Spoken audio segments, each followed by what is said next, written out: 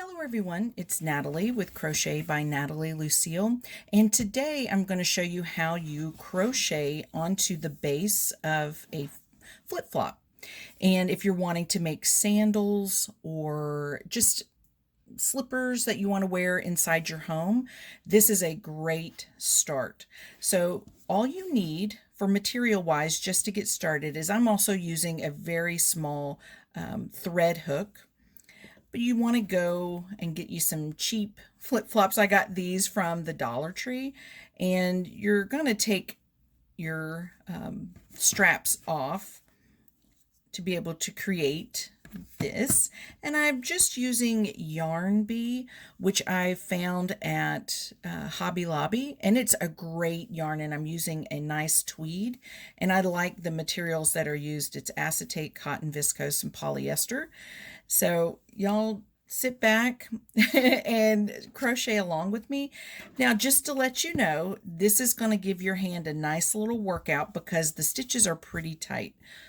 But what it creates too is once you're done with this, you're able to crochet along underneath your stitches, not using, I mean, you can if you want, but you'll use a larger crochet hook than this. But like I said, this is just the start. Oh, another thing that you're going to need, I almost forgot to say, is a sharp puncturing tool. And I used this almost like a tapestry needle here. It's really sharp on the end. And this, I was able to puncture through a lot of the holes. Oh, another thing, almost forgot. You'll need your measuring tape. And along here, once you mark your holes, well, I'll just turn around this way. You're just going to mark them a 1/2 inch apart. So thanks for watching, and I hope that you're able to learn something new today. Okay, so I am using a flip-flop that I found at the Dollar Tree. So the size itself, when I was thinking of making the sandal, you should go about a size to a 1/2 a size smaller. Well, they didn't have, I mean, they were very limited. So I normally wear shoes that are about a 9. These are 9/10s, and they're kind of big, but it's just your regular flip-flop.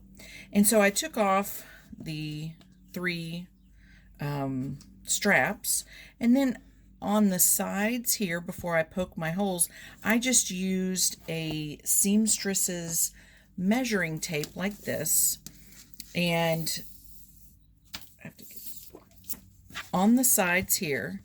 I just held that here and made marks, each a 1/2 an inch. And then we're gonna poke our holes. And so the tool that I have for poking my hole, if I can get it out of my container, is just a simple, and believe me, it is sharp, so be real careful. So we're going to go ahead and start. I'll do it on the side so I can poke it up. But you're going to go in at an angle so it's almost where you're going in the side and up through the top. And you want to try and keep things as even as possible. So you're just going to go in and poke it through the top, just like that. There's one. And just kind of make it as even as possible, just like that. And then, because after,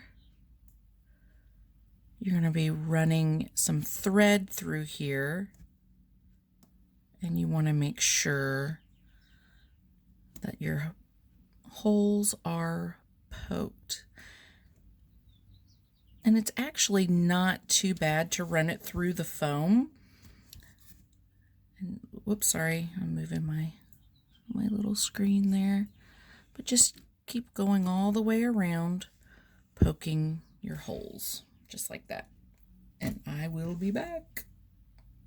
Okay, so I've created most of my holes, and I'm thinking I might be able to use my crochet hook to go through this because I was working it to try and see. And the yarn that I'm using for this is the Yarn Bee, and the actual materials is acetate, cotton, viscose, and polyester. So I found this at Hobby Lobby, and so far it's a great yarn. So let's get started with crocheting onto our flip-flop. You're going to create a slip knot, just like that, and just run it through. And then coming over to your hole, you're just going to slip it in. Kind of move your tail to the back so it doesn't get in your way, and you're just going to yarn over and pull back through the hole. And you're going to do a single crochet, so it's yarn over, and it's a little wonky on this very first one, but it does get easier. So yarn over through that, and then as best as you can, because you are using a smaller crochet hook, just yarn over and through that. And so not all my threads came through, so I'm just going to manipulate it there, make sure all of them. There we go. Did it work? I think it did. That one's just kind of want to hang on to that side. So that's our first one, and then you are going to chain one, and moving my tail, sorry about that, out of the way. And you're going to come to your next hole, just insert, yarn over, pull up, and you're going to be working pretty close to your flip-flop. And then it's yarn over and you're pulling through the two. Chain one. It's kind of awkward to have to do it in this little tiny space. Yarn over, and my thing keeps wiggling. Yarn over, kind of keep it as close as possible. And do you see how that's working? Because you're going to use your larger hook when you are, I am so sorry, I keep hitting the sides of my little box here, but you're going to be working through those once you come back by. So you're just going right through those holes that you poked, and then just working it through. I know it's a tight fit, but in the end it is worth it. It's just this first round that's pretty wonky, but you want a good fit, you want a good stitch, nice taut stitch, so to speak, and then you can start really working it. Like I said, I have a really tight space in what I'm working in my little box with the light and the, there we go. I'm trying to stay in camera. And it's literally just single crochets and chain ones. So you're just single crocheting in here. Oh, sorry.